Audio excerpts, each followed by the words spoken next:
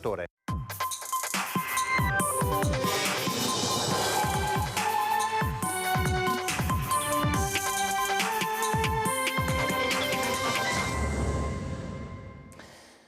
Buongiorno, ben ritrovati in diretta, prima edizione di Antenna 3 in questa giornata dell'Epifania, in questo sabato 6 gennaio. Auguri naturalmente a tutti da parte della nostra emittente, in regia Andrea Basso e Alberto Pivetta, che seguiranno la parte tecnica per questa ora e mezza che trascorreremo insieme ai nostri ospiti che verranno a trovarci, ma anche alla cronaca. Purtroppo ce n'è tanta, lo sapete, in questi giorni pur festivi e anche particolarmente grave e impressionante, che arriva dal nostro territorio, non solo il trevigiano ma anche il resto del Veneto. Allora diamo un'occhiata intanto alle notizie proprio di queste ultimissime ore. Come spesso accade in queste giornate c'è stato gran lavoro per i vigili del fuoco che stanno monitorando innanzitutto la situazione del maltempo in questa giornata, perché sta piovendo abbondantemente da ieri sera nelle zone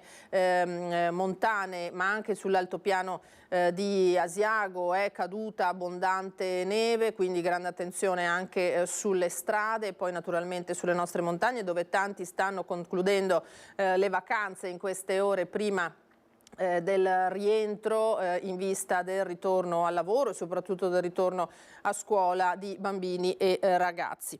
Allora, vigili del fuoco, dicevo, impegnati anche negli incendi, purtroppo se ne verificano con l'accensione di stufe, caminette e così via diversi in queste ore. Allora, a Feltre c'è stato l'incendio di un appartamento mansardato, ecco le immagini, siamo poco dopo le 19 di ieri sera.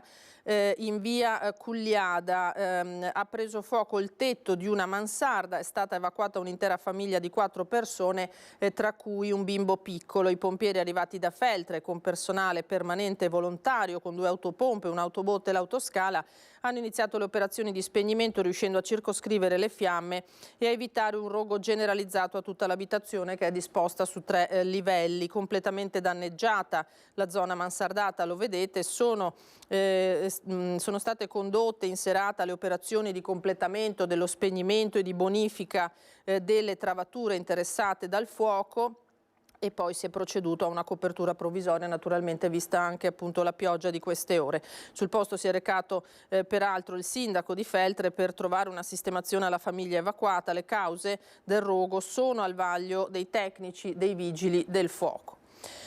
E un altro incendio si è verificato nella notte intorno all'1:30 con i vigili del fuoco che sono intervenuti in via Fossalta a Conselve, siamo in questo caso nel Padovano, per l'incendio divampato sotto la tettoia in lamiera di un'abitazione adibita a ricovero auto e materiale. Leggermente intossicata una donna, i pompieri sono intervenuti in questo caso da Piove di Sacco, Abano Terme e Padova con 2 autopompe, 2 autobotti e 12 operatori. Sono riusciti a spegnere le fiamme evitando appunto che raggiungessero l'abitazione. La proprietaria nelle prime fasi dell'incendio ha respirato del fumo, è stata assistita dal personale sanitario e trasferita in pronto soccorso per ulteriori accertamenti. Le cause dell'incendio sono anche in questo caso al vaglio naturalmente degli specialisti dei vigili del fuoco, con le operazioni di spegnimento e bonifica che sono terminate dopo le 4 del mattino, quindi un intervento anche in questo caso piuttosto importante e impegnativo per i vigili del fuoco.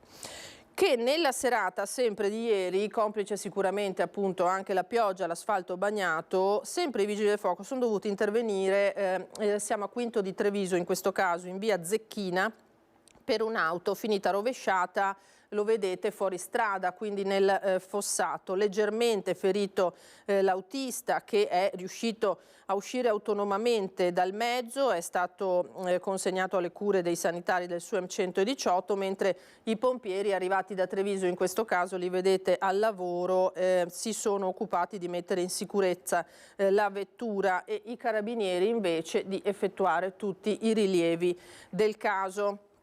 Allora, abbiamo detto pioggia di queste ore, che naturalmente ha interessato anche quella che è la tradizione dell'Epifania, i panevin, i falò dell'Epifania. La festa non è mancata, comunque questa è una tradizione, lo sappiamo, che interessa molte zone della nostra regione, il trevigiano, il veneziano, il bellunese. Allora andiamo a vedere le immagini che ha girato il nostro Francesco Ceron del Panevin allestito dagli scout a Borgo Furo.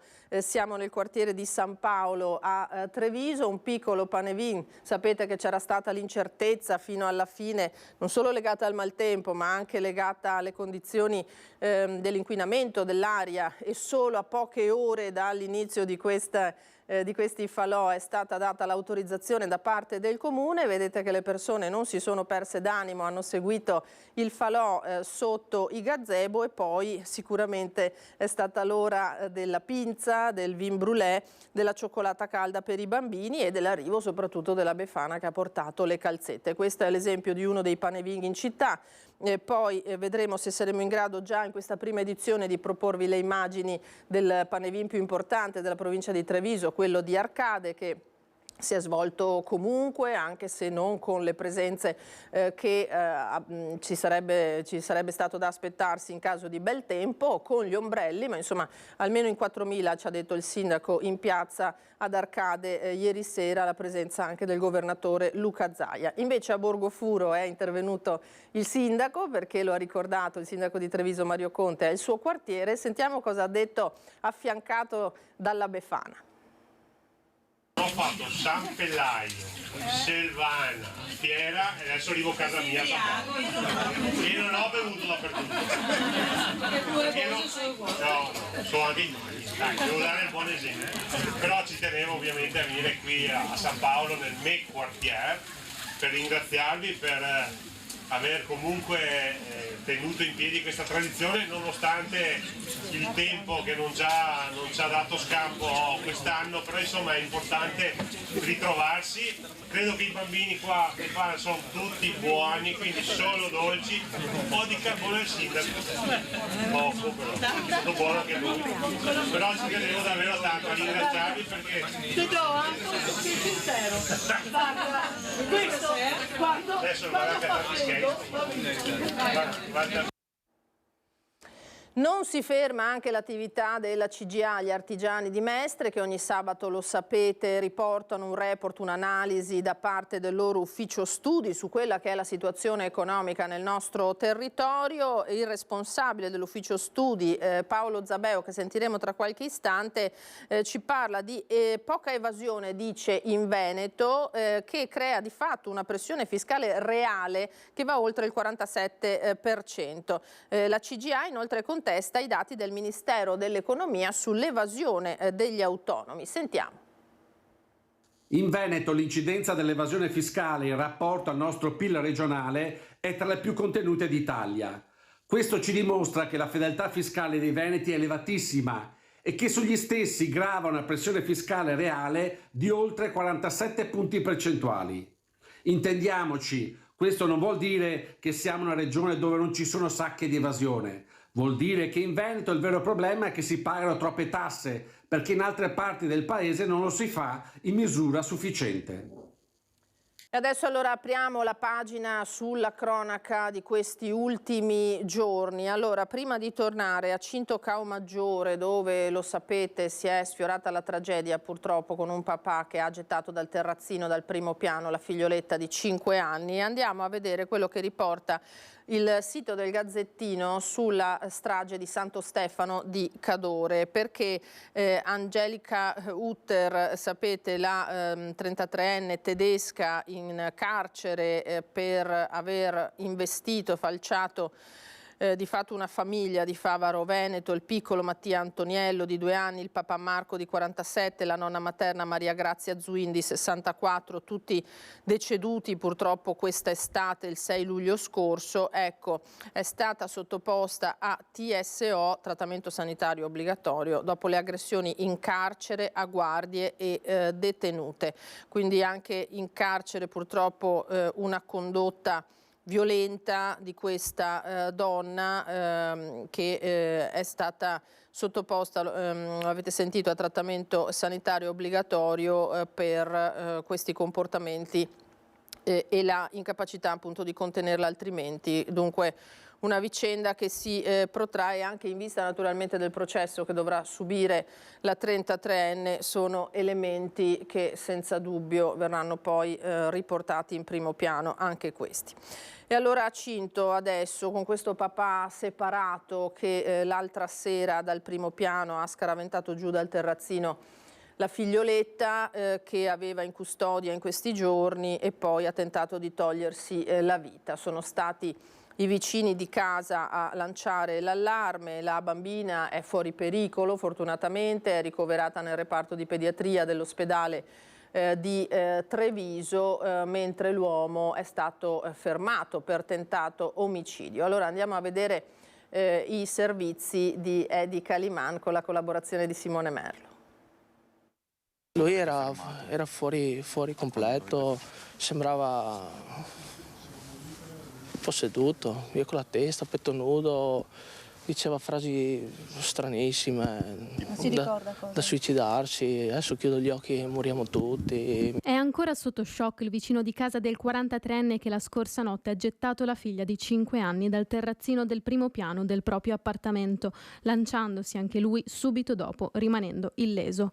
Momenti terribili che hanno sconvolto via Tiepolo. Erano circa le 23 quando le urla hanno destato l'attenzione dei residenti della zona di Cinto Caomaggiore. Prima di buttarla fuori l'ha chiusa, dopo la bambina ha iniziato a battere, sentavamo dei pugni, io sono corso giù in giardino per andare praticamente sotto quella pila a vedere se potevo fare qualcosa e nel mentre lui è uscito e l'ha gettata, insomma. Dopodiché si è buttato subito lui. Io non ho visto tutta la scena perché nel mentre scendevo lui l'ha presa e l'ha gettata, perché il mio confinante ha detto l'ha buttata, io sono corso giù e ho fatto il giro perché abito qua dietro. C'era sto ragazzino che è riuscito a scavalcare, a prendere la bambina, poi me l'ha data a me e con altri gli hanno corso dietro. Fuori di sé e a torso nudo, è in questo lo stato che i testimoni dell'accaduto riferiscono aver trovato l'uomo che da qualche tempo vive da solo nell'appartamento del piccolo paese di poco più di 3.000 abitanti. Separato dalla compagna aveva in affido la piccola bambina per le vacanze di Natale, un gesto sconsiderato che i residenti della zona non si spiegano. Ho chiamato io per primi carabinieri e io abito su le case quelle dopo. Ma il giorno prima? Anche la notte prima, specialmente la notte prima, alle 4 del mattino mi sono affacciato che lui è dato di testa e lì per lì pensavamo fossero dei ladri, qualcuno, abbiamo lasciato stare. Ieri sera alle 11, come abbiamo risentito, sono sceso e ho chiamato subito i carabinieri. Lui ce l'aveva secondo me al telefono con la moglie che non era qua presente, ex moglie non lo so. E poi come abbiamo sentito la bambina piangere ho chiamato subito.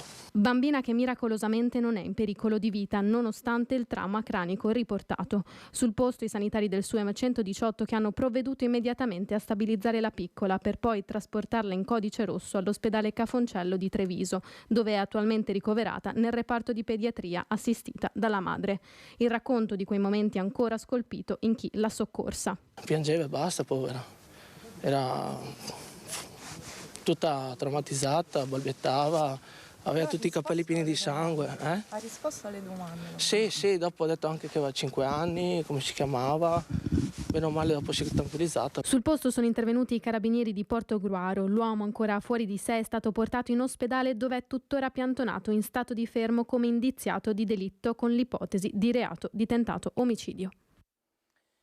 Andiamo a sentire dunque le reazioni dei residenti di via Tiepolo a Cinto Caomaggiore dopo il dramma che si è compiuto la scorsa notte. Dopo le prime urla di 2 notti fa si sarebbe potuto intervenire subito, ci hanno detto alcuni dei residenti, accanto a loro anche il sindaco da subito in prima linea, e che ha specificato che non si trattava di una famiglia considerata fragile.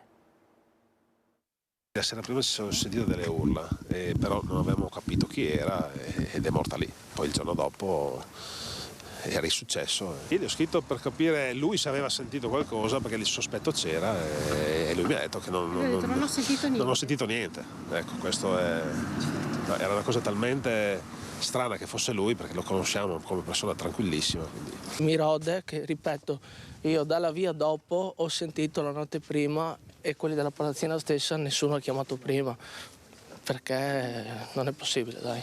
Sono sgomenti i residenti di via Tiepolo per il dramma accaduto. Dopo le urla sentite la notte prima si chiedono come mai nessun vicino nella palazzina abbia avvertito i carabinieri già il giorno precedente. Un uomo tranquillo, raccontano tutti, tra loro anche il sindaco, in prima linea subito dopo aver ricevuto la notizia. Una famiglia questa che sicuramente non ha avuto a che fare con i nostri servizi sociali, non era una famiglia fragile, era una famiglia tranquilla. Ho sentito la madre della bambina, la bambina sembra fuori pericolo, delle informazioni che ho, è monitorata, è sotto controllo ed è questa la notizia più importante. Sollievo da parte del primo cittadino di Cinto Cao Maggiore, piccolo comune sconvolto da un fatto che nessuno avrebbe sospettato potesse accadere. La madre è lì con la figlia, adesso stava chiaramente scossa, lei mi fa attenzione, sono qui con lei, non ho ancora, vi fa cognizione piena di tutto quello che sta accadendo e nelle prossime ore avrò più contezza, so che ha sentito un legale anche per avere insomma, una posizione gestita, ecco, ma adesso accadrà quello che accadrà, siamo qui. Il sindaco in stretto contatto fin dalle prime ore con la madre della piccola di 5 anni ricoverata in pediatria al Caffoncello per il trauma cranico riportato a causa della caduta dal terrazzino. Cosa secondo me anche importante è che anche la madre stessa mi ha sottolineato che non c'era sospetto di violenza, non si sta parlando di un padre violento che in qualche maniera abbia mai manifestato degli atteggiamenti o in qualche maniera ha fatto capire di essere pericoloso. Questo no, l'ha escluso lei stessa, quindi quello che è accaduto sembra un classico esempio di fulmine a ciel sereno che adesso gestiremo. E ora torniamo sull'uccisione di Giulia Cecchettin, perché è previsto un trasferimento di cella all'interno sempre del carcere di Montorio Veronese per Filippo Turetta, accusato, lo sapete, di aver ucciso l'ex fidanzata. La prossima settimana il sottosegretario Andrea Ostellari visiterà proprio il carcere di Montorio. Dopo 50 giorni trascorsi nel carcere di Montorio Veronese, con l'accusa di aver ucciso Giulia Cecchettin, è in programma un trasferimento per Filippo Turetta, il 22enne di Torreglia. Il giovane dovrebbe passare da una cella dell'infermeria, dove si trova dal momento in cui è stato trasferito in Italia dopo l'arresto in Germania, a un'altra della cosiddetta terza sezione. I tempi non sono certi perché sembra, da quel che trapela dal carcere, che ben pochi detenuti, forse solo 2, siano disposti a condividere la cella con Turetta. Quanto alla vicenda dei videogiochi utilizzati dal giovane, emerge che si tratta di un apparecchio già in dotazione all'area dell'infermeria ben prima dell'arrivo di Turetta, quindi nessun privilegio. Venerdì 12 gennaio il sottosegretario padovano alla giustizia Andrea Ostellari visiterà il carcere veronese. Il carcere non è un parco divertimenti, i detenuti devono studiare, lavorare e partecipare a un percorso rieducativo. Chi ha sbagliato deve poter espiare la sua pena in condizioni di dignità ma senza premi. Voglio assicurarmi che ciò accada anche nell'istituto veronese. In caso contrario adotteremo i provvedimenti necessari. Ostellari affronterà i vari problemi all'ordine del giorno, al di là del caso Turetta, come il sovraffollamento, la riqualificazione della struttura e la piaga dei suicidi e dei tentati suicidi, un fenomeno che riguarda tutte le carceri italiane. Secondo una stima dell'associazione Sbarre di Zucchero, infatti, i detenuti che si sono tolti la vita sarebbero stati ben 68 in Italia nel corso del 2023. Ci sono degli aggiornamenti invece sul caso della donna di 62 anni morta poche ore dopo il ricovero all'ospedale di Dolo, di cui vi abbiamo dato conto. Tra poco ripercorreremo quella vicenda. Il marito ha presentato denuncia perché venissero verificate eventuali responsabilità dei sanitari che l'hanno avuta in cura. Oggi arriva la notizia che la Procura di Venezia ha aperto di fatto un fascicolo sul decesso di Marta Callegaro, indagata una dottoressa del pronto soccorso di Dolo. È stata disposta l'autopsia che verrà eseguita, notizia proprio di questi minuti, martedì alle 13. Allora andiamo a vedere cosa è successo, ripercorriamo il caso di questa donna. Marta Callegaro viveva a Mira e non aveva mai sofferto di patologie particolari. È spirata a 62 anni all'alba del 30 dicembre all'ospedale di Dolo. Il marito ha presentato un esposto ai carabinieri perché si accertino le cause del decesso e si verifichino eventuali responsabilità dei sanitari che l'hanno avuta in cura. Secondo quanto riferito dallo studio 3A che ha preso il caso in carico, il 29 dicembre Marta ha iniziato a manifestare sintomi che facevano pensare ad influenza, con tosse e vomito.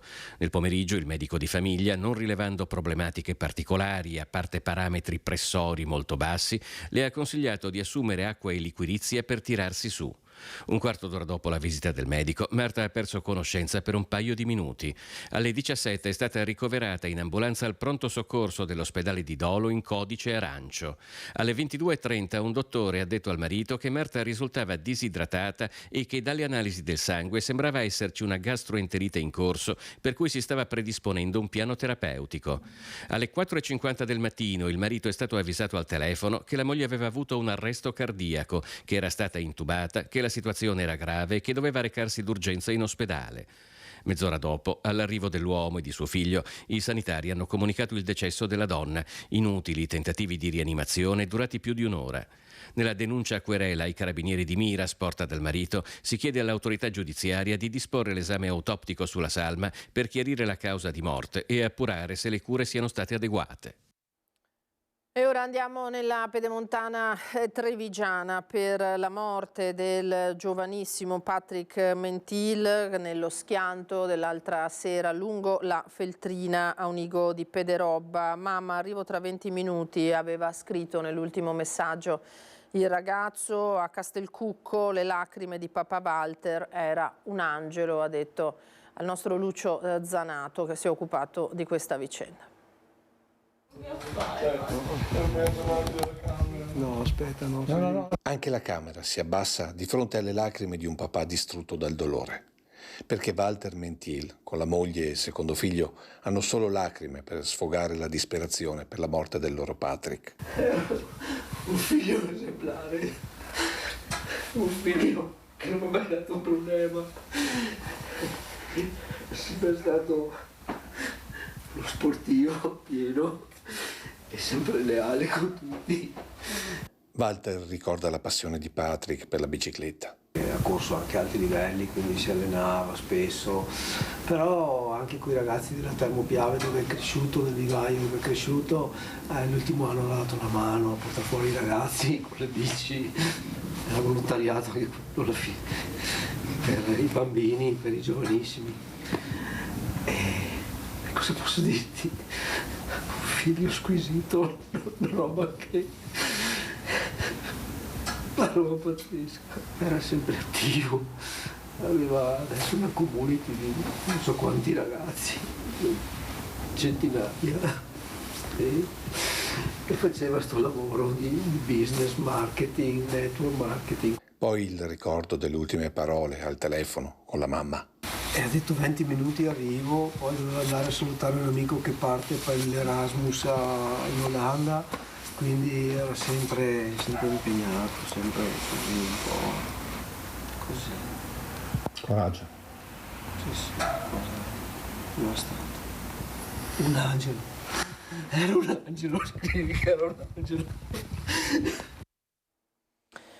Avrebbe compiuto 23 anni tra pochi giorni Patrick Mentil, morto appunto nello schianto di Pederobba a Castelcucco. La comunità è comprensibilmente sotto shock. Sono ancora serie le condizioni di 2 dei 3 feriti nello stesso frontale lungo la Feltrina. Sto costruendo una community di amanti dell'adrenalina con cui vivere le esperienze più assurde nei posti più belli del mondo.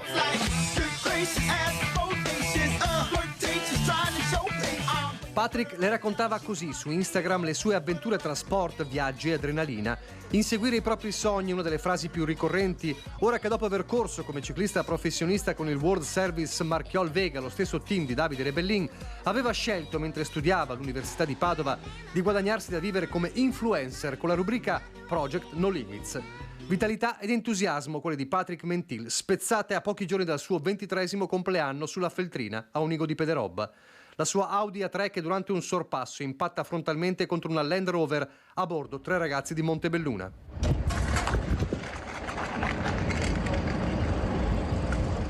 Due di loro, entrambi 27enni, sono ancora in prognosi riservata, in gravi condizioni ma fortunatamente non in pericolo di vita. Ai carabinieri il compito di ricostruire la dinamica. A Castelcucco intanto in pochi minuti la notizia ha travolto tutti, a partire dal sindaco. Siamo tutti quanti scossi ancora, è difficile accettare una novità di questo genere. Anche i miei figli appunto stamattina lo piangono. Scusatemi se sono ancora scosso, ma la cosa è particolare, devo trovare anche un momento di serenità per andare a trovare la famiglia. E fatalità, anch'io ieri sera arrivavo da Treviso e purtroppo la fatalità ha voluto che i carabinieri mi dirottassero fuori dalla Feltrina e nel reimmettermi mi sono reso conto della gravità dell'incidente. Un giovane speciale attivo anche nel volontariato con il gruppo Castelcucco Young e che il primo cittadino aveva premiato un paio d'anni fa. Lui aveva partecipato al Giro d'Italia dilettanti e per una realtà piccola come la nostra era motivo di orgoglio, per cui avevamo ritenuto opportuno di premiarlo. Un lutto che ha spinto il comune e la parrocchia a sospendere le iniziative dell'Epifania, dal concerto per la vigilia in piazza alla consegna delle calze ai ragazzini. Assolutamente sì, doveroso nel rispetto della famiglia Mentil che sono castelcucchesi doc, e ci è sembrato doveroso assolutamente procrastinare questo evento. Intanto la comunità si aggrappa a quei video, a quel volto sorridente, alla gioia di Patrick tra surf e snowboard. Lui che vedeva davanti a sé un futuro ricco di esperienze, ora finite per sempre. E sai che c'è? Oggi uso tutto questo per vivere la vita per me più figa in assoluto. 3, 2, 1, girls wanna have fun. If the man don't dance, he's done. Tell him move on, get the man gone. Now can I get a cook? Naturalmente la scomparsa di questo ragazzo ha lasciato sconvolti anche professori, insegnanti, studenti della scuola che aveva frequentato, il liceo scientifico da Ponte di Bassano del Grappa. Le insegnanti lo ricordano come un ragazzo carico di energia.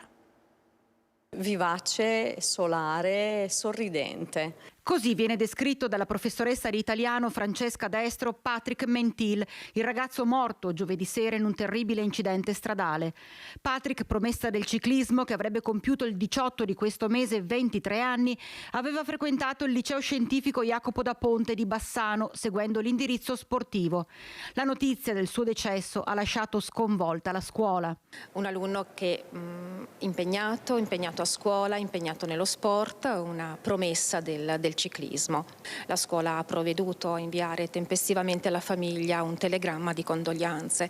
Al momento questo abbiamo pensato, perché oltre che essere rimasti scioccati, nell'immediato assolutamente non possono esserci idee anche adatte per il ricordo di un giovane ragazzo di 22 anni.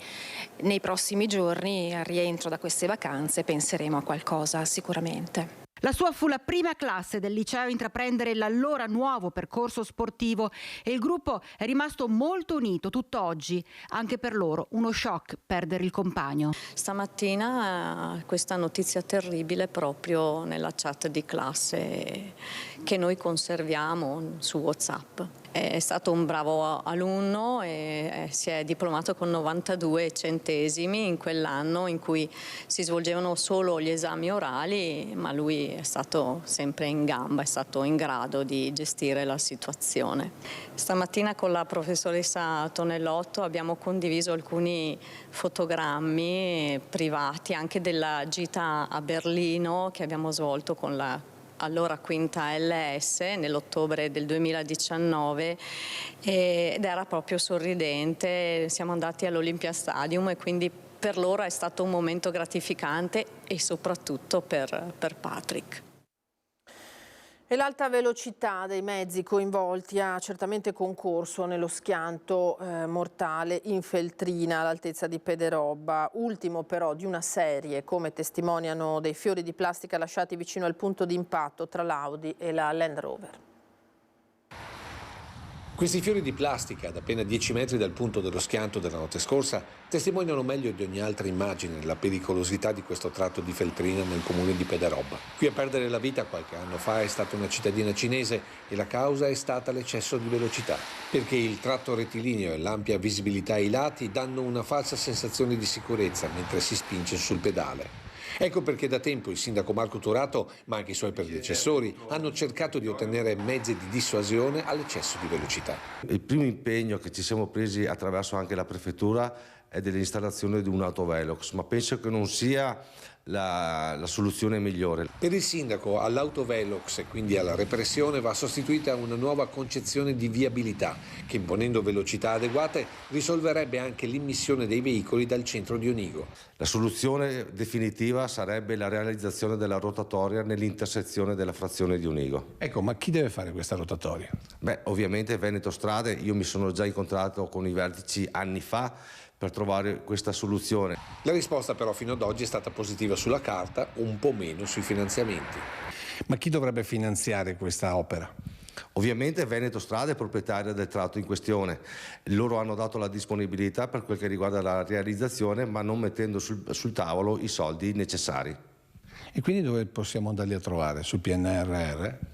Io spero ci si possa trovare di nuovo attorno ad un tavolo e trovare una soluzione definitiva, trovando le risorse necessarie per intervenire in maniera importante in quel tratto di strada maledetto. Ora torniamo invece sull'omicidio a Conegliano di Margherita Ceschin, che secondo la procura fu uccisa su mandato dell'ex marito Enzo Lorenzon, stanco di pagarle l'assegno mensile. In Spagna è stato rintracciato e arrestato il secondo dei 3 presunti esecutori materiali del delitto. Stiamo proseguendo le indagini nei confronti degli altri 2 soggetti che secondo noi sono gli esecutori materiali insieme a Lorenzo Antonio. Così aveva dichiarato lo scorso 25 luglio il procuratore di Treviso Marco Martani, annunciando i primi 4 arresti per l'omicidio su commissione a Conegliano della 72enne Margherita Ceschin, trovata morta a fine giugno nella sua abitazione. Mercoledì sera El Vendrell, 70 km da Barcellona, è finito in manette José Luis Mateo Garcia, 29 anni, dominicano, considerato uno dei 3 esecutori materiali del delitto, in concorso con Sergio Antonio Lorenzo, già in cella, e con il fratello di quest'ultimo, Joel, tuttora ricercato. Da ottobre su José Luis Mateo Garcia pendeva un mandato di arresto europeo emesso dal Tribunale di Treviso. Il giovane è stato rintracciato al termine di una specifica attività di localizzazione svolta dal Servizio per la Cooperazione Internazionale di Polizia su attivazione di Procura e Carabinieri. È stato dunque preso in custodia dalla Polizia Nazionale Iberica in attesa di essere consegnato alle autorità italiane. Gli investigatori sapevano che 2 dei presunti responsabili del delitto erano ritornati in Spagna, da dove erano arrivati espressamente per commettere l'omicidio, i cui mandanti vengono considerati l'ex marito della vittima, il 79enne Enzo Lorenzon, e la compagna 32enne di Lazy Guzman. La mattina dopo dell'omicidio li possiamo seguire nel loro percorso, verosimilmente a bordo del Freelander del Lorenzon, fino alla frontiera di Ventimiglia. All'appello manca dunque solo uno dei presunti killer, ma l'arresto di Matteo Garcia ammette un altro punto fermo. Eravamo fiduciosi che questo avvenisse, anche perché la città era stata sconvolta da un ennesimo caso di femminicidio e ci aspettavamo tutti questa conclusione. Grazie alle forze dell'ordine abbiamo fiducia nella giustizia, ma ci aspettiamo una pena esemplare. Lo sforzo fatto dalle forze dell'ordine è stato encomiabile, hanno fatto delle indagini incredibili, il risultato è stato ottenuto. Adesso ci affidiamo alla giustizia e speriamo che questa persona debba e rimanga in carcere molto a lungo. Ora andiamo nel Padovano perché è stato denunciato per maltrattamenti il padre della 14enne picchiata perché non voleva sposarsi. Il fatto è avvenuto in un comune dell'Alta Padovana. È ancora ricoverata in ospedale a Padova, protetta dal protocollo per la protezione di genere, nonostante le sue ferite non siano gravi, la 14enne di origine pakistana, arrivata mercoledì pomeriggio in pronto soccorso dopo essere stata violentemente picchiata dal padre perché rifiutava di sposare un cugino in patria. Questa è la storia raccontata dall'adolescente in lacrime che, dopo essere stata presa a sonori ceffoni, soprattutto al volto, era riuscita a scappare di casa trovando rifugio in un esercizio pubblico del paese dove vive con la famiglia nell'Alta Padovana. Qui, avvisati dai titolari, sono arrivati i carabinieri che stanno cercando di chiarire i contorni della vicenda e nel frattempo hanno denunciato per maltrattamenti il padre, un 47enne pakistano sinora incensurato.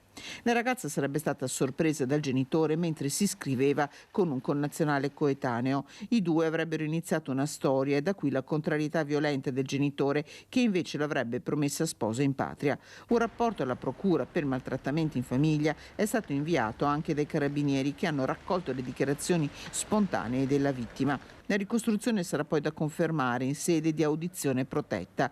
La ragazza intanto resta in ospedale in attesa di decidere un suo eventuale trasferimento in una struttura adeguata.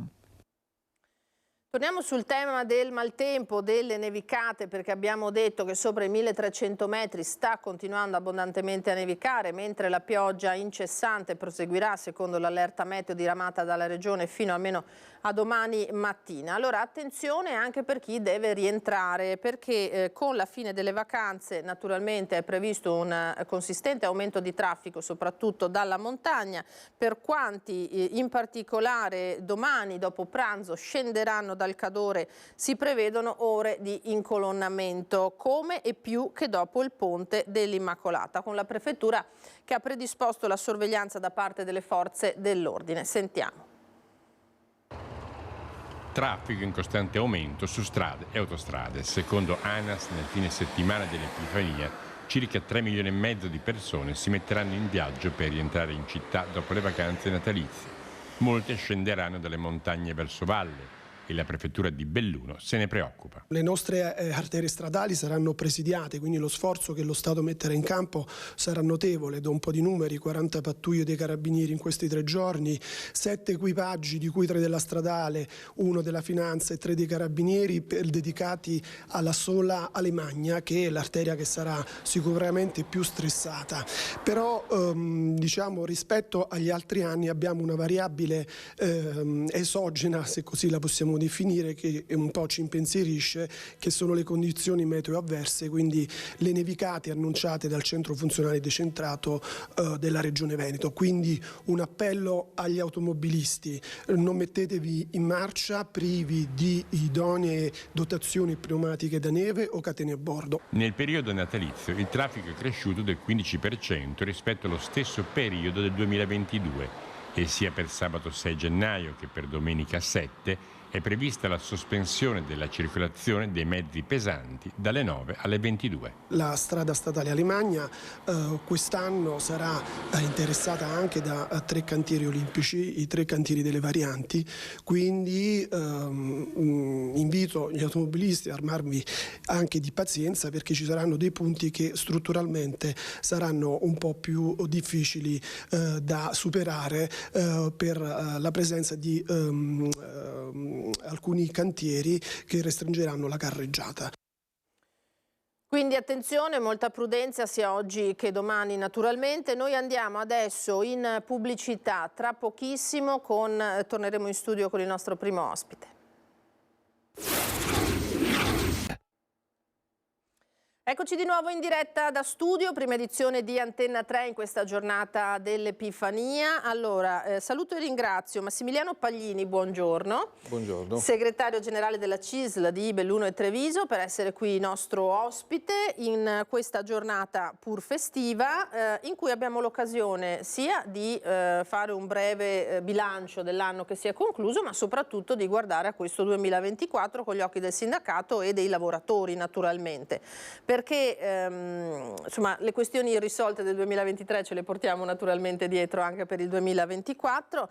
La speranza naturalmente è che possa essere un anno migliorativo per tutta una serie di condizioni, di situazioni. È chiaro che c'è un contesto internazionale che non facilita, no, Paglini, la situazione anche in casa nostra, e il governo che è alle prese con provvedimenti a sostegno delle famiglie che ci dica se la soddisfano o meno. Qual è la situazione in questo momento? La situazione è una situazione di incertezza. Come lei diceva, il quadro internazionale geopolitico non aiuta, ma ci sono anche debolezze strutturali del Paese, a partire da una carenza di forza lavoro che impatta pesantemente già adesso sul tessuto produttivo e anche sui servizi pubblici, e che a tendere probabilmente peggiorerà.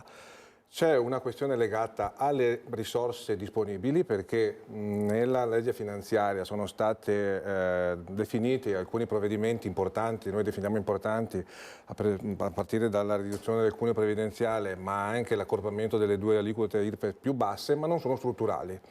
Quindi c'è un tema di risorse in prospettiva da recuperare. Quindi dove andiamo a recuperare 15 miliardi? Perché 15 miliardi che sono stati destinati a quelle misure sono necessari anche per il 2025, cioè dall'anno prossimo, perché adesso siamo già nel 2024, non le vogliamo strutturali per sempre, bisogna recuperarle attraverso una lotta all'evasione fiscale.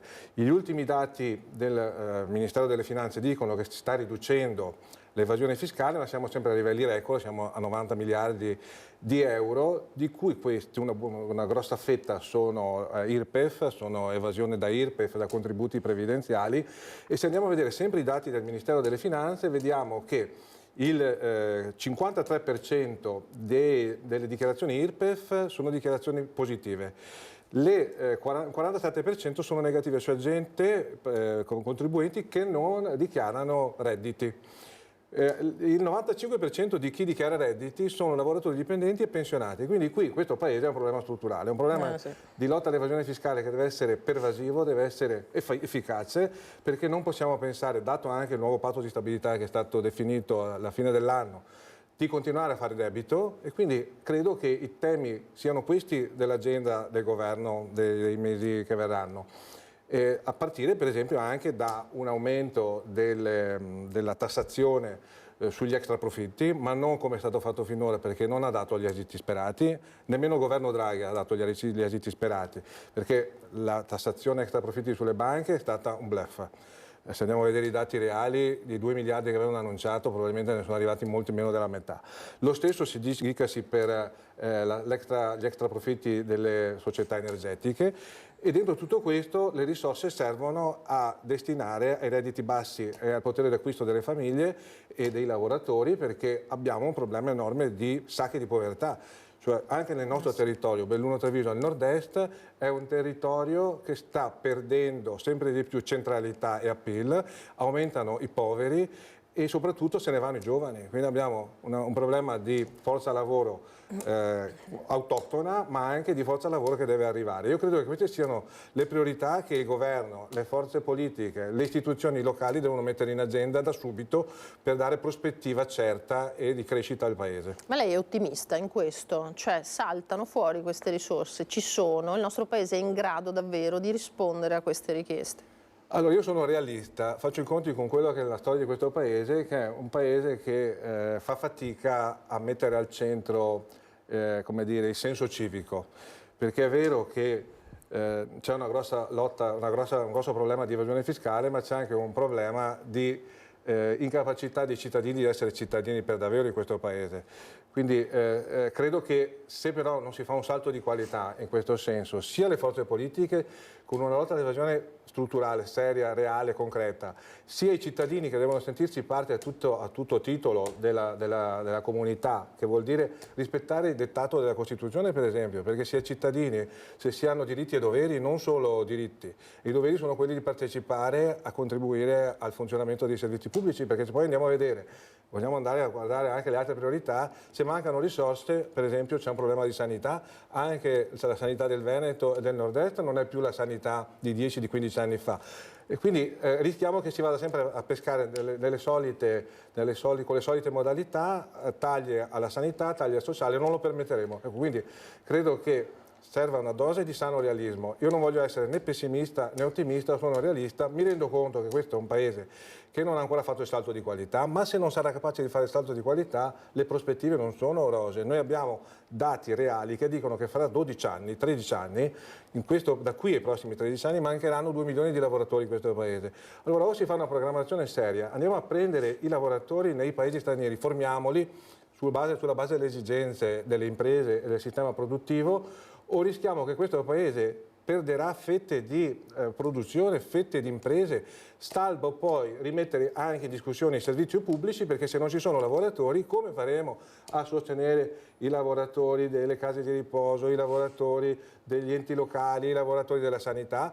Questo è uno dei temi, sono temi che noi vogliamo mettere in agenda, pretendiamo che vengano messi in agenda da subito, sia con il governo che ha lanciato segnali anche di disponibilità, per esempio a parlare di pensioni, ma non solo, anche con tutte le istituzioni locali. Approfittiamo per rivedere, allora chiederei alla regia se ci rimanda in onda una quarantina di secondi di Paolo Zabeo della CGA, che visto che stiamo parlando proprio di lotta all'evasione, l'analisi del centro studi della CGA di oggi riguarda proprio il fatto che la considerazione è: in Veneto evasione non ce n'è tanta, ma questo fa sì che ci sia una pressione fiscale reale elevatissima, oltre il 47%. Sentiamolo di nuovo. In Veneto l'incidenza dell'evasione fiscale in rapporto al nostro PIL regionale è tra le più contenute d'Italia. Questo ci dimostra che la fedeltà fiscale dei veneti è elevatissima e che sugli stessi grava una pressione fiscale reale di oltre 47 punti percentuali. Intendiamoci, questo non vuol dire che siamo una regione dove non ci sono sacche di evasione. Vuol dire che in Veneto il vero problema è che si pagano troppe tasse, perché in altre parti del paese non lo si fa in misura sufficiente. Cosa ne pensa?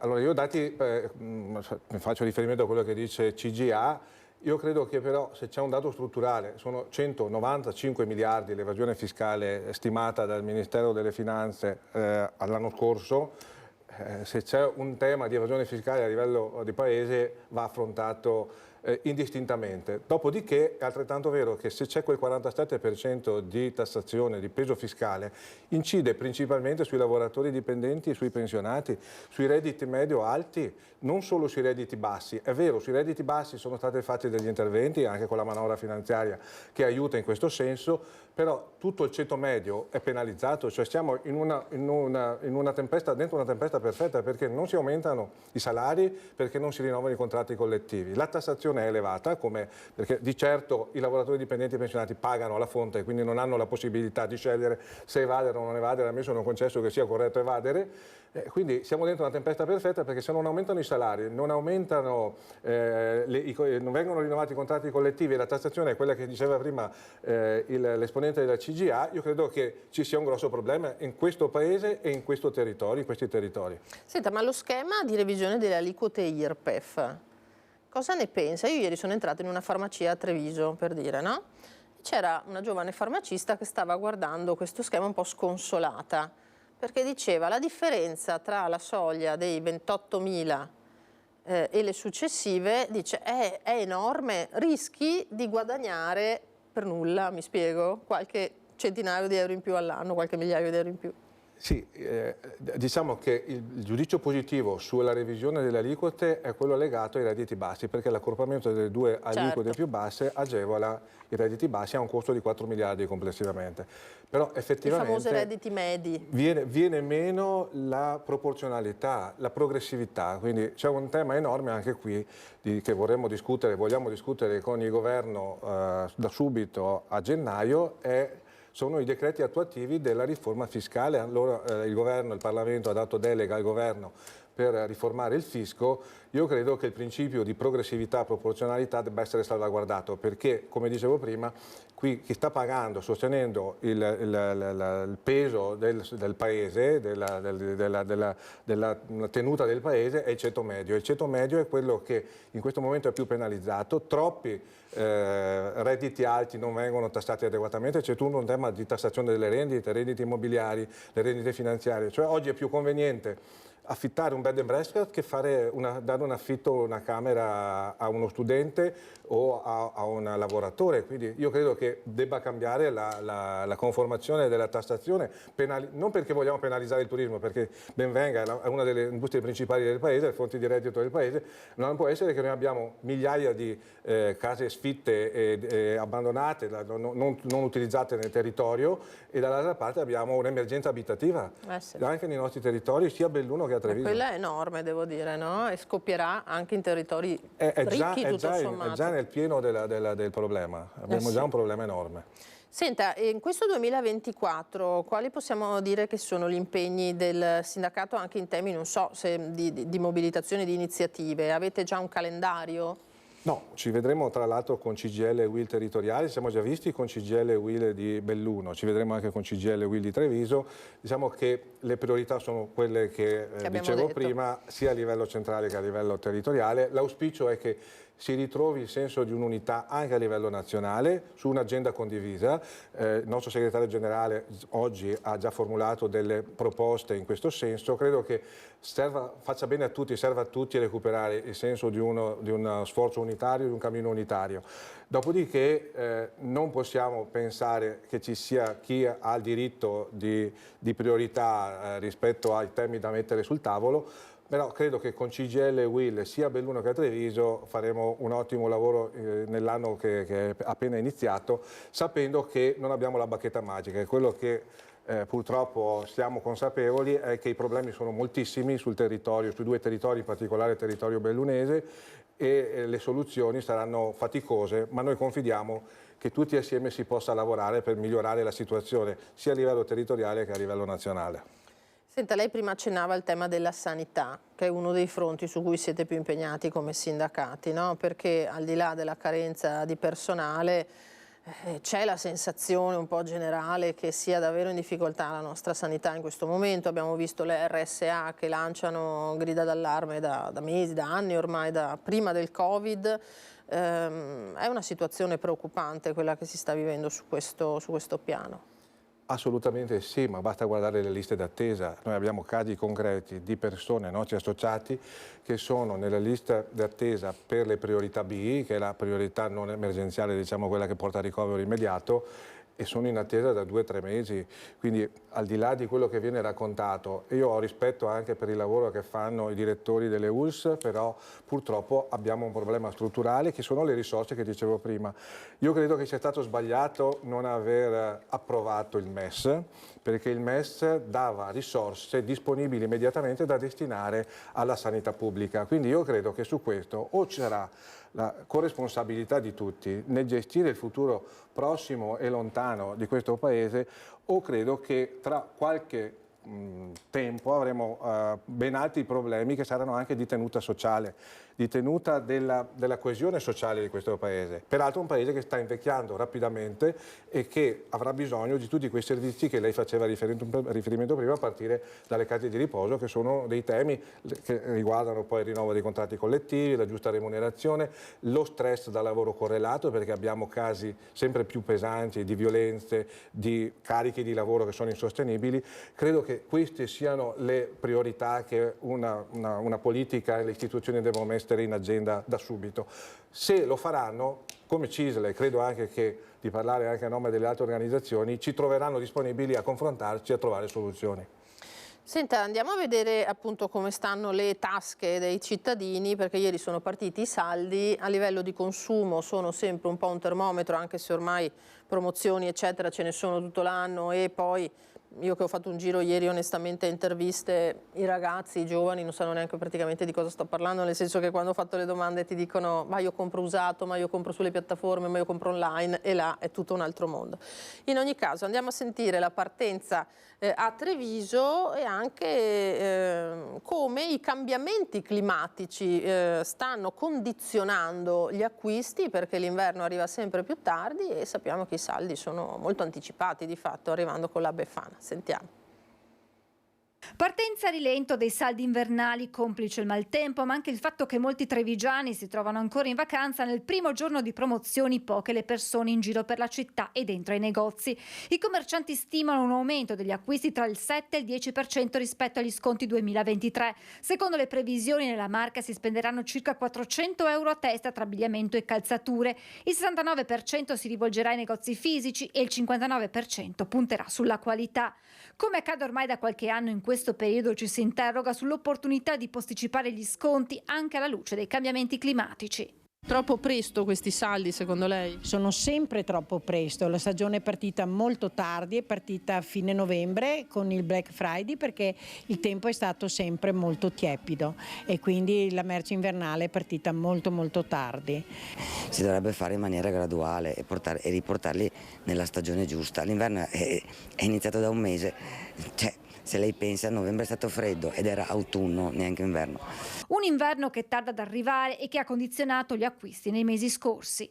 Abbiamo avuto 2 mesi, io lo dico, disastrosi, ottobre e novembre, dissuasivi appunto per il caldo all'acquisto del capo invernale. Credo che in questo ci sia, diciamo, da parte nostra l'intenzione appunto di portare all'attenzione del legislatore. Posticipare i saldi, ma anche rivedere le tante promozioni che durante l'anno si susseguono, soprattutto nella grande distribuzione e online. Se ci fosse uniformità delle promozioni, parlo più delle grosse catene e dei siti online. I negozianti classici purtroppo devono sottostare a certe regole. Sottostare vuol dire anche perdere. A tal proposito, Federmoda Treviso ha in agenda di stilare una mappatura dei comportamenti di chi propone queste promozioni. Di capire quali sono le promozionali vere e proprie, giuste, quali no, quali messaggi che non sono chiari per il consumatore. Dalla loro i consumatori si dividono tra chi aspetta con impazienza i saldi per avere il capo tanto desiderato e chi invece per i suoi acquisti sceglie altre strade. Avete aspettato questa giornata? Sì, molto, perché potevo pagarlo il doppio sul sito, quindi ho risparmiato. I saldi hanno ancora senso secondo voi? Sì, per risparmiare sì, ha senso, piuttosto che magari prendere una cosa a prezzo totale, magari riesci a trovarla a metà prezzo e conviene.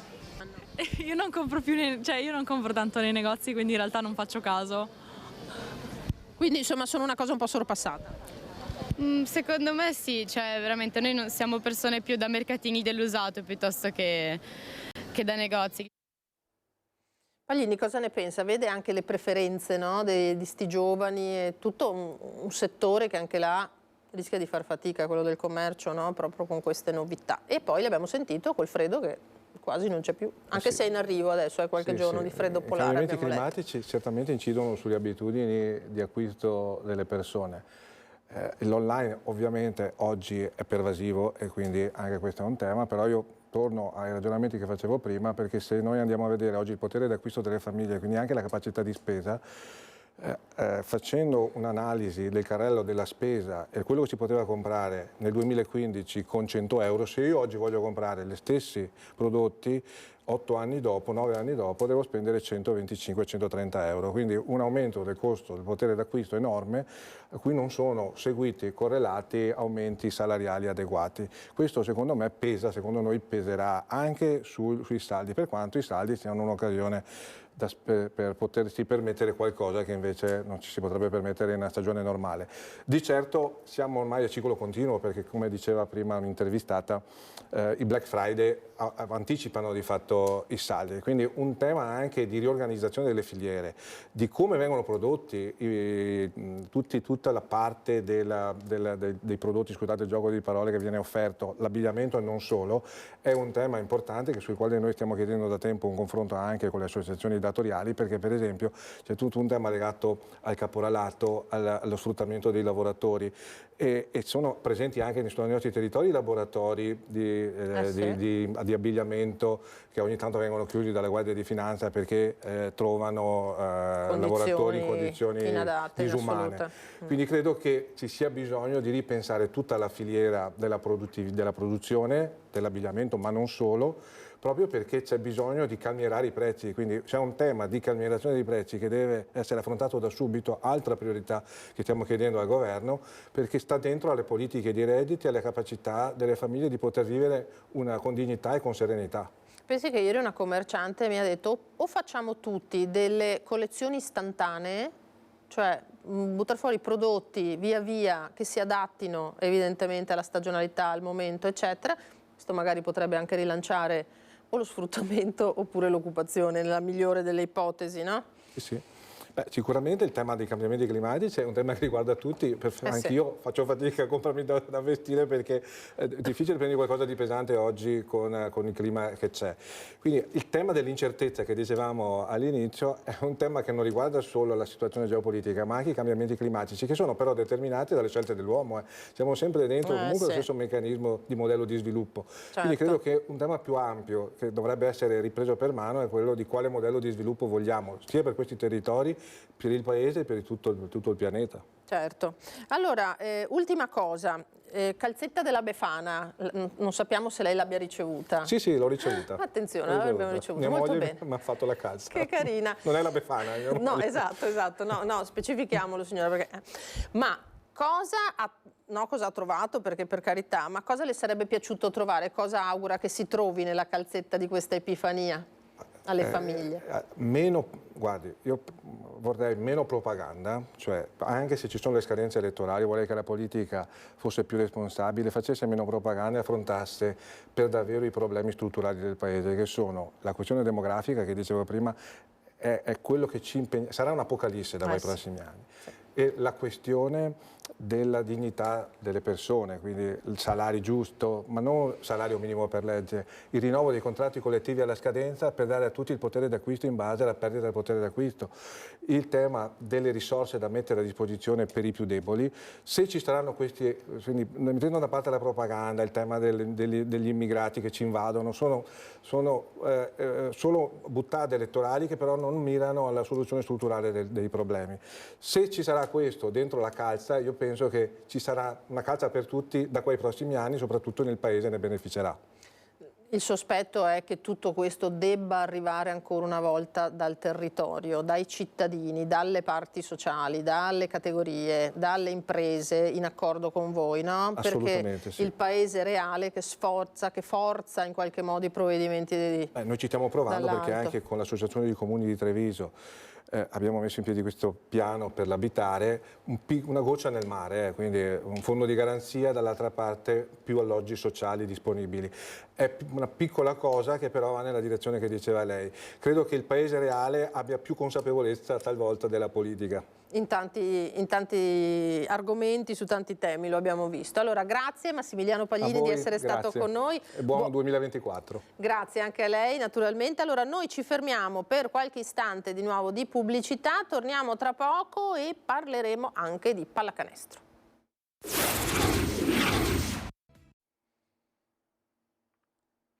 Ultima parte di questa nostra prima edizione, ben ritrovati, eccoci di nuovo in diretta da studio, ancora buona Epifania a tutti. Allora, avanti con gli aggiornamenti di cronaca, leggiamo due agenzie battute da pochissimo. Altavilla Vicentina, assalto nella notte al bancomat della filiale delle banche venete riunite, proprio in quel centro. I malviventi sono entrati in azione intorno alle 2 del mattino, posizionando la classica, ormai la chiamiamo marmotta esplosiva, all'interno della cassa automatica, facendo così saltare in aria lo sportello, riuscendo a impossessarsi di circa 15.000 euro. Il boato ha naturalmente svegliato i residenti del quartiere nell'Interland, appunto nel comune dell'Interland di Vicenza, che hanno avvisato le forze dell'ordine. Sono intervenuti i carabinieri e i vigili del fuoco. Pesanti i danni naturalmente anche alla struttura della filiale. Si tratta del secondo colpo ai danni dell'istituto. Era stata assaltata la filiale sempre delle medesime banche venete riunite, questa volta di Villa Verla,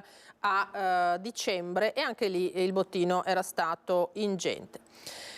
Un romeno di 53 anni, siamo sempre nel Vicentino, è stato denunciato per aver imbrattato una colonna di Palazzo Chiericati a Vicenza, sede storica del Museo Civico, con del sangue che gli fuoriusciva da una mano. È stato un passante a segnalare al 113 l'episodio, è intervenuta una volante della polizia che ha intercettato l'uomo, lo ha fermato, lo ha portato in questura, è stato denunciato, si era tagliato di fatto per produrre una scritta sulla colonna che è stata insomma parzialmente realizzata evidentemente. E appunto è stato denunciato per deturpamento e imbrattamento di cose altrui commesso su un bene di interesse storico-artistico, ma succede anche questo. Parliamo di qualcosa di più leggero, per fortuna. Allora, benvenuto a Simone Fregonese, ciao, ben trovato. Buongiorno a tutti, buon pranzo. Sì, perché tanti saranno seduti a tavola in questo momento, qui perché dopo 31 anni, tu che sei stato la voce il responsabile della comunicazione di fatto del basket trevigiano, sia nell'epoca della Benetton verde sia nell'epoca blu. Esatto, sia poi col passaggio al Treviso Basket, dunque 3 decenni, una lunga cavalcata, e adesso lasci, per modo di dire, il Palaverde, perché non è così, ci rimani. In realtà no, sì, in realtà non lascio il Palaverde, lascio la parte basket che ha contraddistinto appunto questi 31 anni. Fa impressione dirlo. Sì, fa impressione perché mi sentirei... Comunque, però resto nella parte ovviamente dedicata alla pallavolo, con l'Imoco Volley, con il nuovo centro di padel che sta nascendo, che diventerà sempre più grande, e quindi io praticamente non mi muovo dal Palaverde, però insomma c'è questo distacco dal mondo del basket che da più di 30 anni fa parte della mia vita, ma soprattutto che ha contraddistinto insomma tutta la vita di un paio, 2 o 3 generazioni di trevigiani che praticamente da quando è stato costruito il Palaverde l'hanno... Sì, è un punto di riferimento pazzesco in questi giorni di rievocazioni che mi sono capitate addosso, ma un po' perché probabilmente essendo uno dei pochi, se non l'unico che è rimasto lì per tutti questi anni qui, immaginati quanti ricordi, quanti aneddoti, quante persone insomma mi sono sfilate davanti, perché 30 anni di quel tipo di... Ecco, lì ero praticamente agli inizi, e poi tutta la storia, tutti quegli stendardi che ci sono sul soffitto, insomma li abbiamo visti tutti, li abbiamo condivisi tutti con campioni incredibili, perché se pensi a una città come Treviso, piccola, che ecco questa...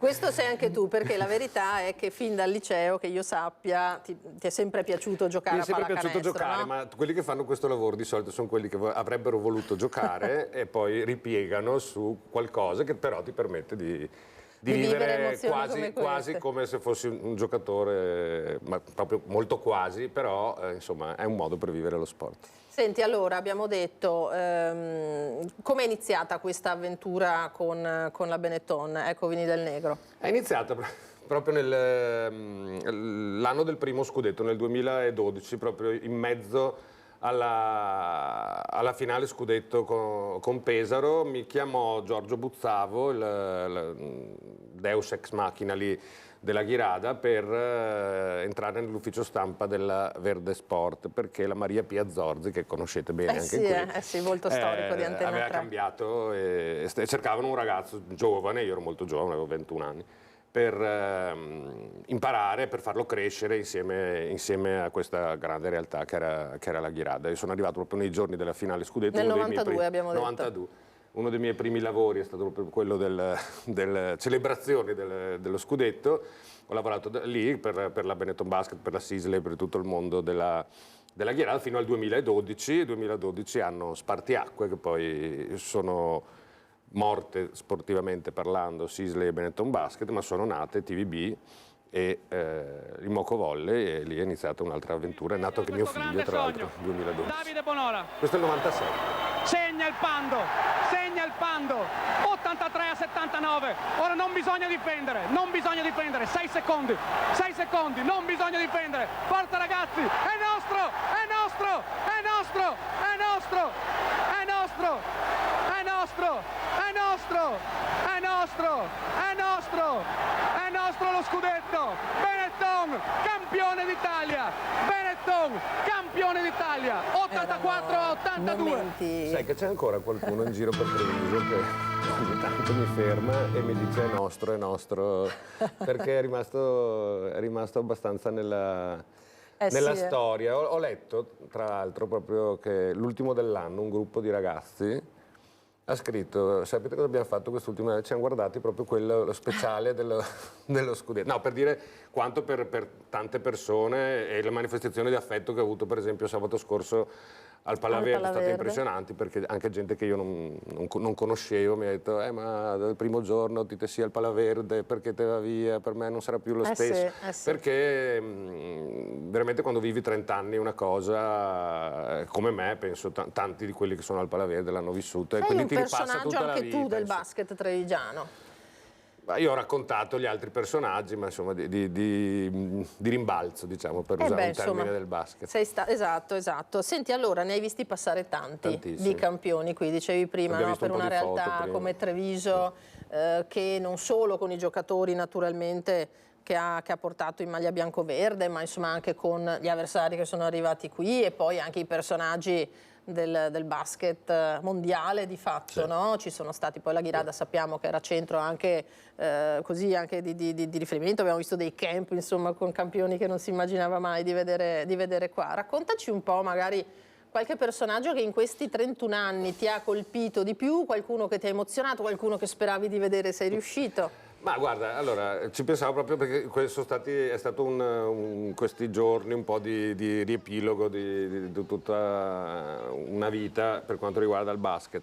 E ti dico che, per esempio, il fatto io di aver conosciuto Michael Jordan, perché nel 97 mi ha fatto un torneo che si chiamava McDonald's Open a Parigi, dove c'erano le squadre campioni dei vari paesi e la squadra campione NBA. In una cornice fantastica perché eravamo a Parigi in Place Vendôme, albergo spaziale, insomma. E vivevamo con Michael Jordan, cioè in un piano c'erano i Chicago Bulls, in un piano noi, un piano il Barcellona. E allenava Obradovic, che è l'allenatore adesso penso il più, ma probabilmente di ogni epoca, il migliore allenatore. L'abbiamo avuto noi 2 anni, ma abbiamo avuto D'Antoni, e quella è stata una settimana fantastica lì a Parigi, e una volta in bagno, non nell'albergo ma in un locale in cui siamo andati con i ragazzi della squadra, perché io facevo a quell'epoca, avevo la stessa età dei giocatori, quindi ero un po' come, sai, il quinto Beatle, e quindi io facevo la vita da giocatore.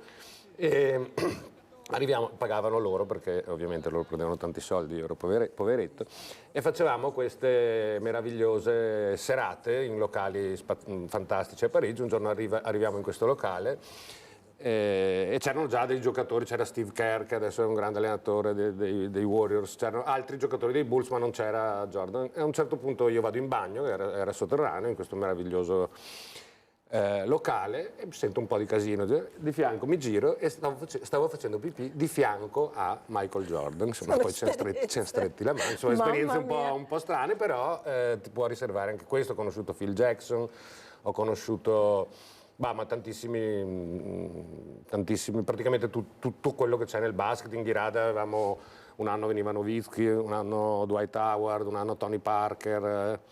Un pomeriggio abbiamo tirato in un canestro io, Tony Parker e noi che gli passavamo la palla, cioè cose un po' che per gli appassionati di basket è come essere nel paese dei balocchi, insomma. Abbiamo avuto la fortuna qua a Treviso indubbiamente, e adesso sto vedendo nell'Imoco Volley qualcosa di quei tempi in cui incredibilmente l'Imoco Volley, addirittura di Conegliano, che è una città da 30.000 abitanti, che però va a giocarsela con le capitali mondiali, va a giocarsela.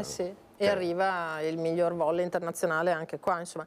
Che differenza hai trovato nel avere a che fare invece con una squadra di giovani ragazze, di donne, rispetto all'inizio ai maschi? All'inizio è stato tutto, dopo 20 anni di maschi è stato tutto diverso, perché ovviamente le dinamiche sono diverse, ma anche lo stesso non so, avvisare una giocatrice che c'è un'intervista, devi dirle se è televisiva, se non è televisiva, quanto dura, perché una donna ha bisogno magari di non essere completamente spettinata così, mentre un maschio insomma, dalle piccole cose alle cose un po' più serie, perché c'è un altro tipo di approccio. Devo dire che mai avrei pensato di arrivare da dove eravamo partiti nel 2012 a lavorare per una squadra che poi ha vinto il campionato del mondo 2 volte, ha vinto la Champions League di pallavolo, ha vinto 6 scudetti. Insomma, senti, però diciamo, al di là di maschi e femmine, sono stato molto fortunato. Te lo sarai pure guadagnato, no? Con la tua esperienza. Non porto sfortuna, allora facciamo così. No, quello no, assolutamente, anzi, mi pare un talismano da tenersi caro.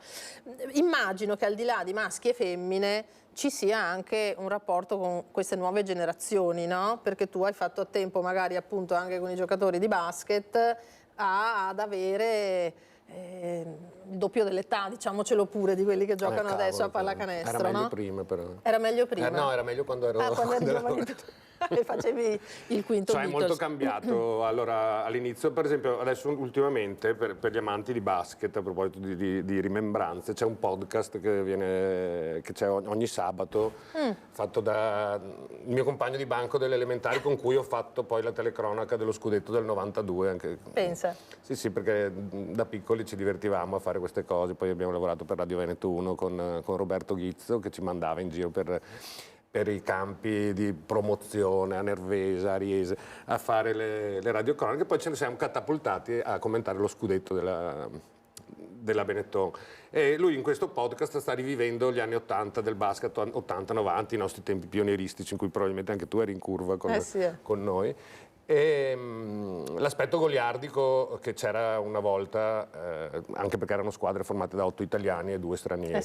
Gli stranieri arrivavano, erano quasi obbligati a imparare l'italiano, invece adesso con squadre 6 e 6 praticamente ci sono dei giocatori che fai fatica, li hai per pochi mesi, cambiano le squadre, si fa fatica a creare quei gruppi solidi come erano quello di Jacopini, quello di Nino, di Ciccio Viadini, del Rusca, o quello più tardi con Ricchi, Marcello, Bonora, eccetera, Bulleri, insomma, dobbiamo dirli tutti. Certo. Questo in tutti gli quei sport gruppi non c'è più quella cosa lì, soprattutto nel basket, dove si cambia molto, sono tanti stranieri, così è più professionale. Ecco, guarda qua, Andrea Cirelli, uno dei miei maestri di vita e di basket, e Marcello Nicola, che è stato giocatore e fino all'anno scorso anche allenatore. Ne abbiamo vissute tante. Ecco, la goliardia insomma manca.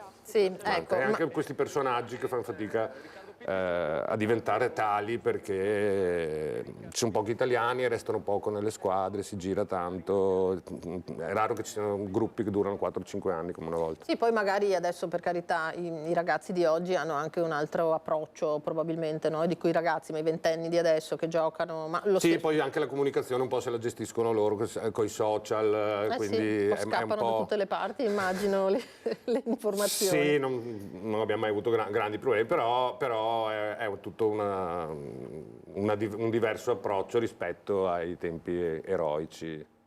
Sì. Senti, tu cosa hai pensato quando la famiglia Benetton ha deciso di ritirarsi dalla sponsorizzazione e poi da tutto quello che era queste realtà, lasciando solo il rugby e la ghirada di fatto? Sono quelle cose che sembrano impossibili che succedano, però se ci pensi, dopo 30 anni di investimenti, di passione, di persone dedicate esclusivamente allo sport, ci può stare che un gruppo imprenditoriale prenda altre strade. È stato uno shock. È uno shock pazzesco, perché proprio poi tra l'altro mi stava nascendo, sai, sta cambiando tutta la vita e ti trovi anche senza lavoro. Abbiamo lavorato giorno e notte senza nessuna certezza, nessun compenso, con Giovanni Favaro, con Coldebella, poi Paolo Vazzoler che ha dato la spinta decisiva perché tutta la città ci chiedeva di continuare questo basket. Non siamo riusciti. L'azionariato popolare, una spinta pazzesca. Quel video a Treviso Io ci sono, con tutti i giocatori da tutto il mondo che dicevano che il basket a Treviso doveva rimanere.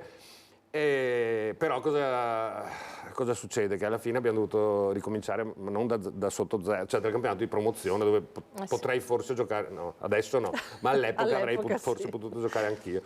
E riempire le piscine, 1000 persone, lavorare come 3 anni prima, non so, che facevamo la finale di Eurolega, lavorare nel campionato di promozione è stata una cosa che nel suo romanticismo ci è servita a tutti noi, ma è servita anche a Treviso, che adesso ha di nuovo la squadra che gioca al Palaverde.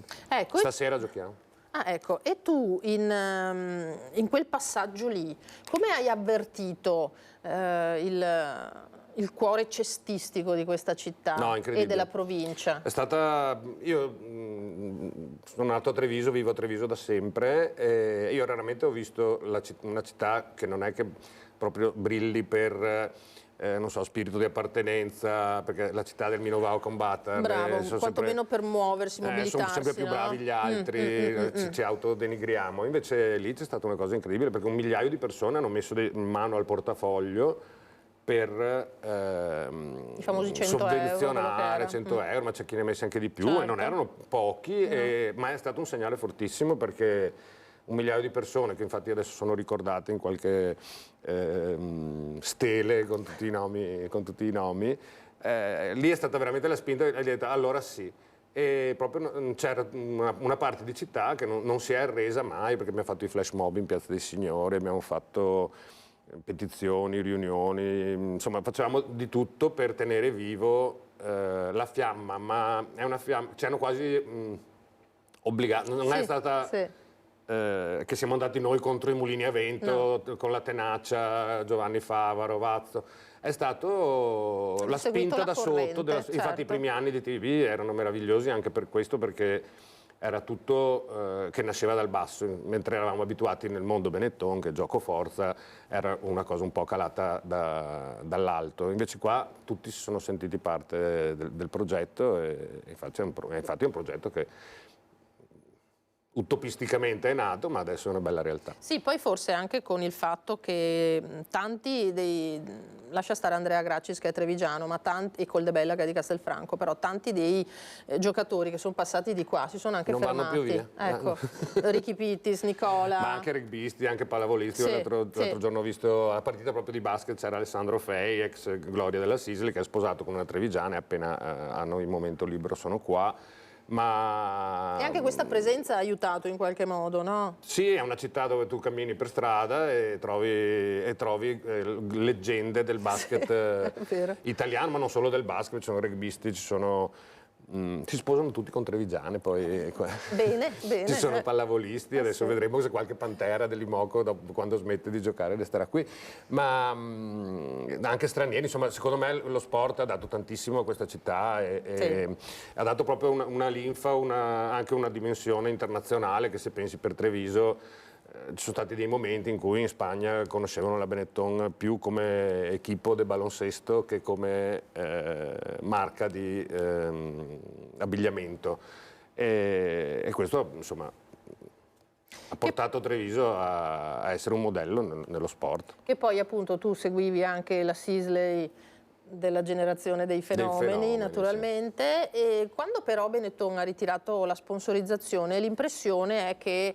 si fosse sentita più la mancanza del basket che della pallavolo. Adesso l'Imoco dimostra che c'è un cuore sportivo in generale, sì, no? perché infatti uno dei dubbi che avevo io, vista l'esperienza e la fatica che faceva la Sisley a entrare nel cuore, al di là delle finali dove riempivamo. Pure c'era una tradizione di pallavolo a Treviso, però sempre inferiore a quella della pallacanestro. Non veniva, diciamo, non era una cosa che muoveva tantissimo nelle partite di routine. Infatti la prima partita dell'Imoco Volley al Palaverde, che tra l'altro l'Imoco viene da Conegliano, cioè, sì, anche là c'era stato un dibattito. Il dottor Maschio, io gli ho detto, se baso sull'esperienza Sisley faremo 2.000, 2.500 persone. Vedrai che facciamo più di 4.000. Aveva ragione il dottor Maschio, più di 4.000 persone. E da quel giorno lì il pubblico della Prosecco Doc Imoco Volley è il pubblico da 12 anni, il maggior numero di pubblico d'Italia di pallavolo, e non solo d'Italia, perché nelle prime 3 d'Europa come affluenza, 4.500, 5.000 persone a partita per il volley femminile, che ha avuto un boom, un'esplosione pazzesca, lo si vede su Rai 2, lo si vede dappertutto, vedi le giocatrici, queste super talentuose, ma non solo, Paola Agonu che abbiamo avuto con noi 3 anni, che presentano a Sanremo. Secondo te perché? Perché è uno sport bellissimo dove probabilmente raggiunge il suo massimo apice nel mondo femminile, perché per la tecnica della pallavolo. Perché si gioca di più. Si gioca di più, c'è più difesa, c'è più spazio per rispetto la tecnica. Nel maschile è proprio sono molto legnate, ci sono questi giocatori enormi. Sì. E in più perché queste ragazze stanno diventando dei modelli per tutta una generazione, più generazioni di ragazzine, ragazze dai 15 anni in giù, dal 7, 8 ai 15 anni, impazziscono perché queste non sono le influencer o le starlette, le veline, c'è chi ha quel modello là, ma chi non ha quel modello lì va qui dove ci sono le migliori giocatrici del mondo, che si fanno un mazzo tanto perché lavorano tantissimo e sono brave, sono belle, si presentano bene. Sono belle da vedere giocare proprio. E poi giocano ai massimi livelli. Abbiamo la fortuna di avere l'NBA della pallavolo qui. Io andavo a vedere Cantagalli onestamente, però è giusto. No, è vero. Però che è bellissimo vedere questa identificazione, queste ragazze che ognuna adotta praticamente una giocatrice, dice questo è il mio idolo, e vengono lì, si fanno l'autografo. Poi è uno sport dove a fine partita vieni dentro il campo e puoi parlare con la giocatrice che ha appena finito di giocare, anche se è Isabella Hack, se è Monica De Gennaro, cioè super campione. Sarebbe come finisce di giocare, non so, la Juve, puoi andare dentro al campo a parlare. Sì, hai una realtà territoriale con dei nomi pazzeschi, mostruosi, planetari. Glocal.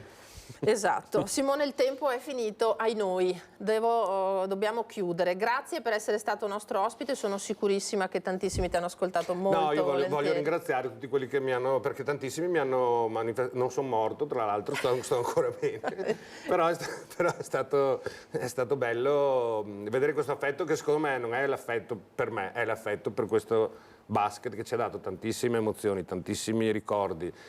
C'è gente che ha passato mezza vita lì e che probabilmente insomma, si celebra la passione per il basket tramite chi l'ha raccontato per tanti anni. Certo, ma secondo me c'è anche affetto per te sicuramente, perché ti sei dedicato con grande anche sacrificio, perché no, e tanto lavoro in questi anni alla pallacanestro, e se c'è questo movimento, questa attenzione, questo interesse anche adesso per l'Imoco, sicuramente è frutto anche del lavoro di chi come te lavora perché queste discipline arrivino, anche i ragazzi arrivino al maggior numero di persone possibile. Allora grazie a Simone Fregonesi, allora la prossima volta ti invitiamo a parlare di Imoco, direttamente di tutti i progetti dell'Imoco.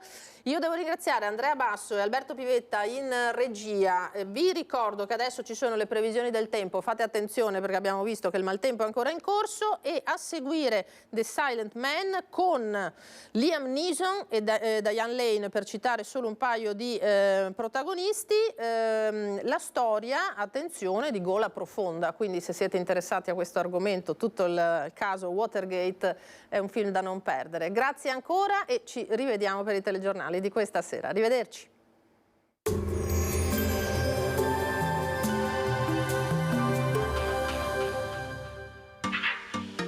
Tremonti, attrezzature e materiale per saldatura professionale a Montebelluna. Bentrovati al meteo. La Befana porta alla pioggia, un'intensa perturbazione di passaggio sull'Italia sarà causa di un diffuso maltempo. Il dettaglio di sabato 6 gennaio. Sul Veneto avremo precipitazioni ovunque, saranno estese e frequenti con accumuli anche abbondanti. Quota neve sui 1100-1300 metri sulle Dolomiti, 1300-1500 metri sulle Prealpi. Temperature stazionarie o con lievi e locali aumenti, minime tra 5 e 8 gradi, massime tra 8 e 12 gradi all'incirca. Spostiamoci ora sul Friuli Venezia Giulia.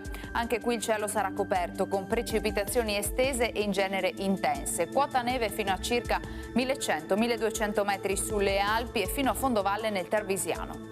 Temperature minime tra 7 e 9 gradi, massime sui 10-13 gradi. Infine diamo uno sguardo alla situazione del Trentino Alto Adige, dove il tempo sarà perturbato con rovesci ovunque, limite delle nevicate fra 800 e 1200 metri. Temperature minime tra 1 e 2 gradi, massime sui 7 all'incirca. Dal meteo di Antena 3 è tutto, arrivederci al prossimo aggiornamento.